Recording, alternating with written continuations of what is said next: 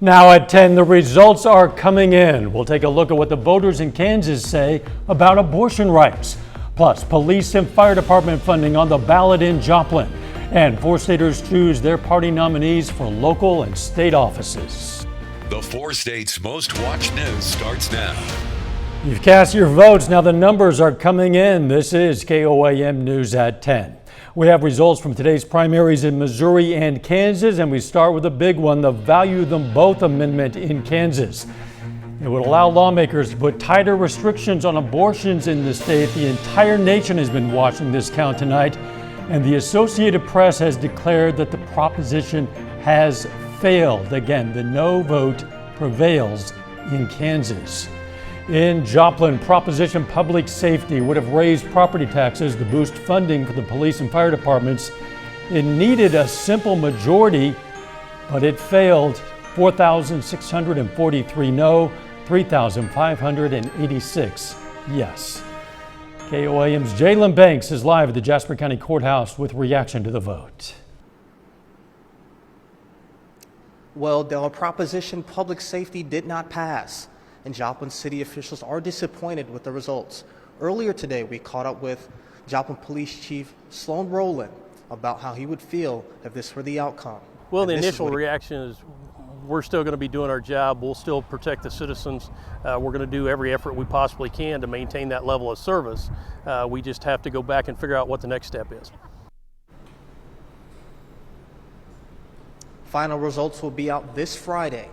Reporting live in the Jasper County Courthouse, Jalen Banks, KOAM News. All right, Jalen, again, it's obvious that proposal has failed in Joplin. 20 candidates competed for the Republican nomination in Missouri's U.S. Senate race. These are the top vote getters. Eric Schmidt is declared the winner in that race.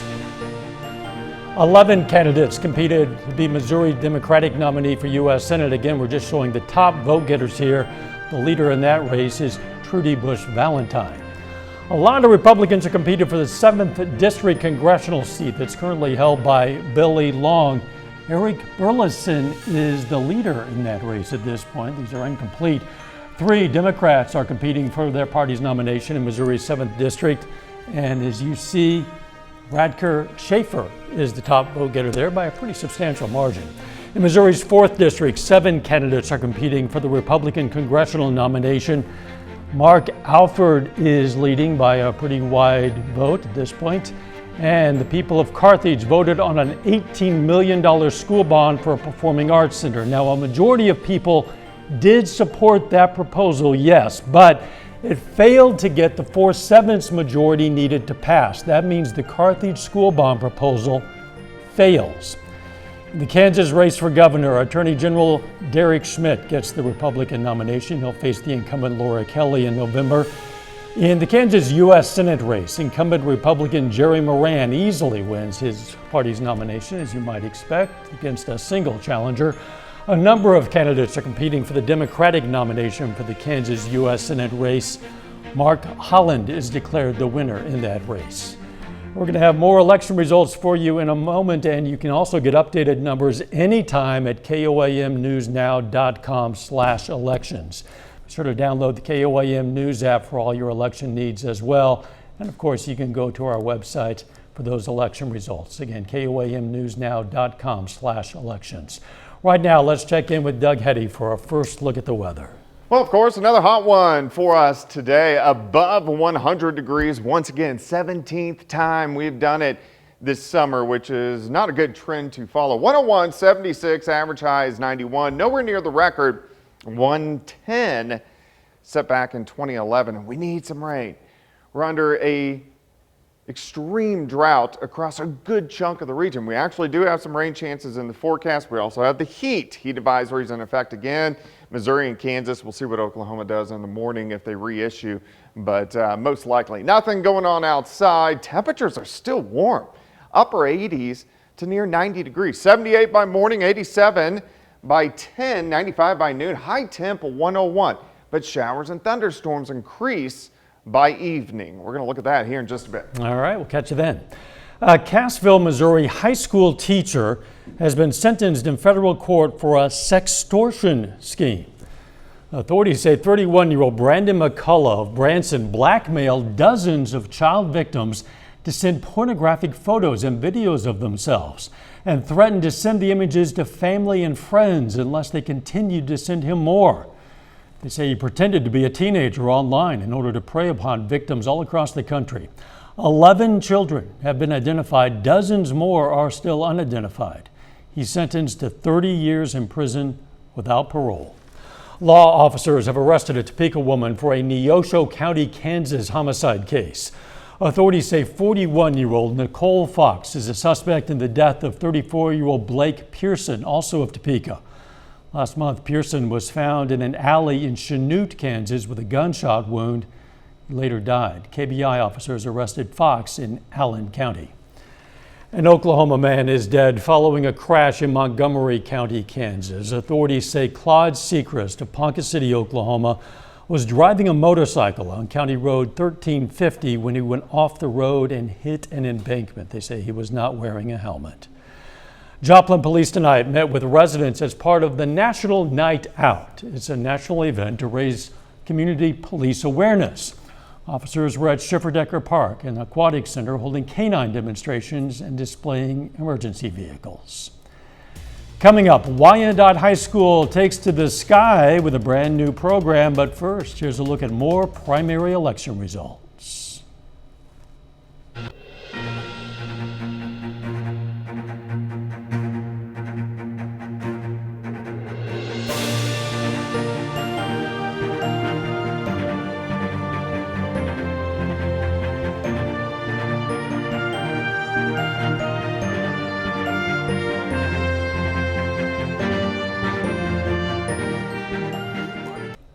The Universal School Meals program implemented during the pandemic was not renewed for this coming school year. Despite that, the Pittsburgh School District says no child will be turned away due to outstanding lunch balances. School officials say they're trying to let parents know they now have to apply for free or reduced meals through the Department of Agriculture's website. That parents that need this will go in and they will fill out that paperwork, because it doesn't just affect the meals, but it also affects fees that they may or may not pay, depending on whether that paperwork is filled out or not. Parents can find the application link for free or reduced school meals at KOAMnewsnow.com. An aviation program is taking flight at Wyandotte High School.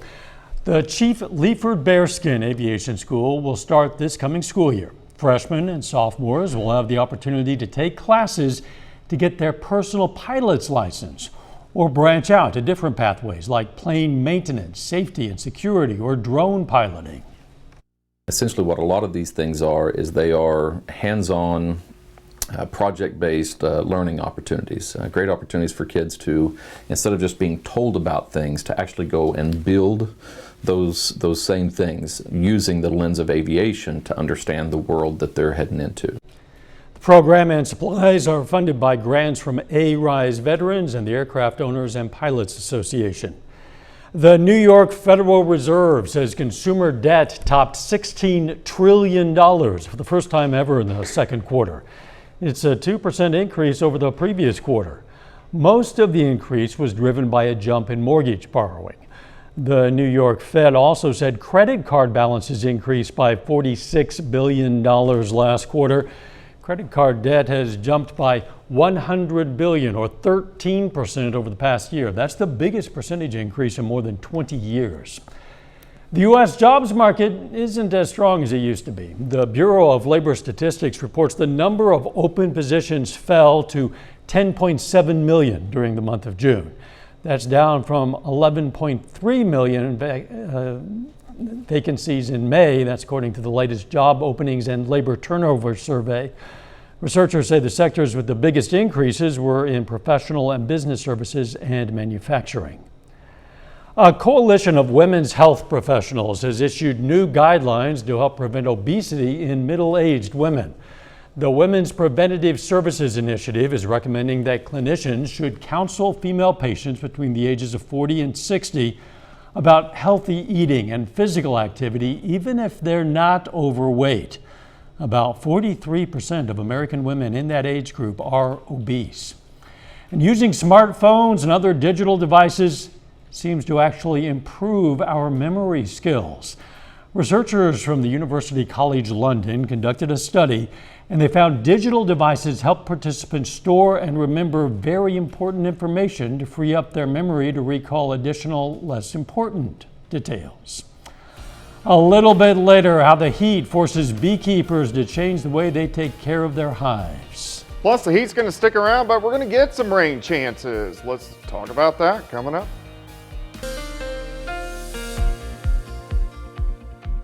All right, super hot once again for us today. Little relief over the weekend. Heat returned yesterday, near 100, above 100 degrees once again today. Day number 17 this summer. We only average once or twice in a year. Nice shot, Indigo Sky Casino and Resort. Heat advisories in effect once again for us tomorrow in Missouri and also on Kansas, in Kansas. We'll see what northeastern Oklahoma decides to do in the morning hours, but most likely another advisory. Near 100 yesterday, above 100 for us today. And look at the temps. It's after 10 o'clock. Upper 90s. So it is still super warm outside. It was kind of windy for us today. We had those southerly winds at about 10 to 20. These have diminished a little bit throughout the evening hours, but will pick up once again for us tomorrow. 88 southerly winds at about 10, humidities at 55. There's nothing going on here. We had some isolated thunderstorms off to our east earlier today across Missouri and down through parts of Arkansas. But you can see the entire four-state region is dry at this point in time. We're still kind of dominated. See the upper level winds dominated by this big upper level high. When it hangs out across southwest, southern plains, southeastern parts of the U.S., we get these big old heat waves, but we do get some little waves that rotate around and give us some showers and thunderstorms and a little bit of relief. That's what we had this weekend. We're going to have a little bit better chance once again for us tomorrow night into Thursday. All right, let's step through time. We're going to stop at 6 a.m., upper 70s to near 80. Quick warm up, mid 90s by noon. I think most of us are going to top out right around 100 degrees once again. So here's your forecast. We're going to start at 78, 95 by noon, high temp 101. Southerly winds, kind of breezy again, 10 to 20. Also note, here's 5 p.m., some isolated thunderstorms start popping up in our northern counties and kind of hit-miss storms through the evening hours. Not a whole bunch of us get rain, but there's going to be a few of them out there. It's after midnight these become more widespread, and where we see the heavier storms, we could get some pretty good downpours. So here's scattered thunderstorms all the way into Thursday morning, and then they will start to seep off toward the south and move out of here by the time we head into Thursday afternoon, rebounding once again, mid-90s for highs. So it's hard to pinpoint down how much rain we're going to have because they are going to be scattered. I'm kind of hoping most of us get a quarter to a half an inch with some isolated heavier amounts across the region. So we'll keep our eyes on that. All right, on Friday, the heat kind of sticks around upper 90s. Heading into the weekend, pretty much dry. Here comes triple digits once again. 101 for us tomorrow. We're going to make it an alert day. Of course, the rain chances increase tomorrow night. So if we look from 9 p.m. until 9 a.m., you can see our best chance for rain from about 1 a.m. until 4 or 5 o'clock in the morning. Hopefully, we get it at least fairly widespread. 96 Thursday, 98 Friday. Very hot weekend. Temps back right around 100 degrees. Well, widespread rain, which should be welcome. It won't be enough, whatever we get. Anything we can get. You bet. Thanks, Doug. The heat is affecting not just corn crops and your electric bill. A Webb City beekeeping family is struggling with their honey production this summer. KOAM's Yana Hautala has more. A Webb City beekeeping family is facing losses with their honey production due to the continuing heats. They only have a third of their production goal harvested. We produced about 120 pounds of honey this summer, and then we should have probably had about 320 pounds. Jordan Jones sold out with his summer harvest honey on the first day. His mother, Shauna Jones, also owns her own beehives. She's not happy about the summer heat either. My hives aren't producing as much as what they have been in the past. This is the worst year we've had so far. The heat and lack of rain is not promising for the fall harvest season. The family says that the lack of healthy flowers means they're feeding their bees a water-sugar mix. If we feed them, we can't harvest that honey because it's not pure honey, which makes the family lose money. This honey is used for the bees to feed them to survive the winter. So this is their honey stores for the winter. Actually, they don't have too much of it ready. It's kind of hard to see. They have honey in there, but it's not fully capped. Bees also need extra hydration, something the Jonases make sure they have plenty. And you can also actually build bee waterers because people who have pools actually have a problem with bees coming to get the water for the pools. So if you make a hand or a small bee waterer, that's going to help out a lot with the bees. In Webb City, Janna Hautala, KOAM News. Jordan Jones says if they are able to do a fall harvest, that would happen right before the weather gets colder toward the end of September. Still ahead, the Kansas City Chiefs get a big name back on the field for training camp, and Baxter Springs 14 and under baseball needs to move on to the Junior Little League World Series in Michigan. Jacob Leonard has that and more up next.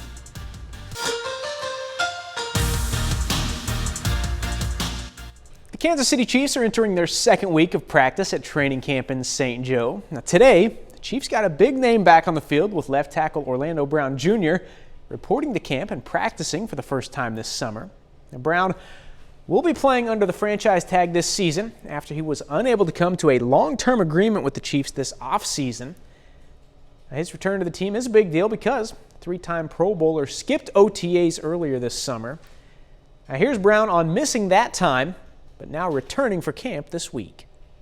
It's always hard. You know, like I said, man, I pride myself on being a leader. I pride myself on being someone that wants to be here for his teammates and showing up every day, bringing the most positive energy that I can bring to the locker room and on the field, man. And so it was difficult to be away from it for so long. But, you know, the understanding was that, you know, I had to do what I had to do. You know, I want to be here. I want to finish my career here in Kansas City. And, you know, I'm sure, you know, questions out there. But, you know, to me, man, with the contract situation, it just wasn't enough guarantees, and I want to be here for the rest of my career in Kansas City, and that's really important to me. Well, Baxter Springs 14 and under baseball has a shot at the Junior Little League World Series. The team is headed to the Central Regional Tournament in Michigan, which begins on Saturday. Well, the team hit the field for practice tonight, and they'll practice one more time tomorrow night before they hit the road to Michigan on Thursday. If they go on to win this regional tournament, Baxter Springs would advance to the Junior Little League World Series, which is also in Michigan on August 14th.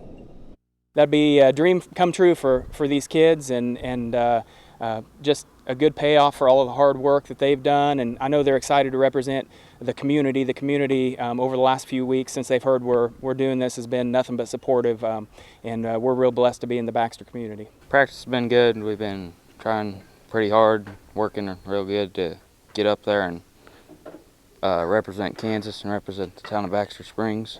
And we're ready to go up there and play some good baseball. The St. Louis Cardinals open a 3-game rivalry series against the Chicago Cubs tonight. The two teams have played 8 times so far this season and have split those 8 games with 4 wins apiece. Now, they play 11 times in the second half of the season, beginning with this one tonight. Yadier Molina doing his thing behind the plate early. Nailed the runner trying to steal second. The game's scoreless until the third.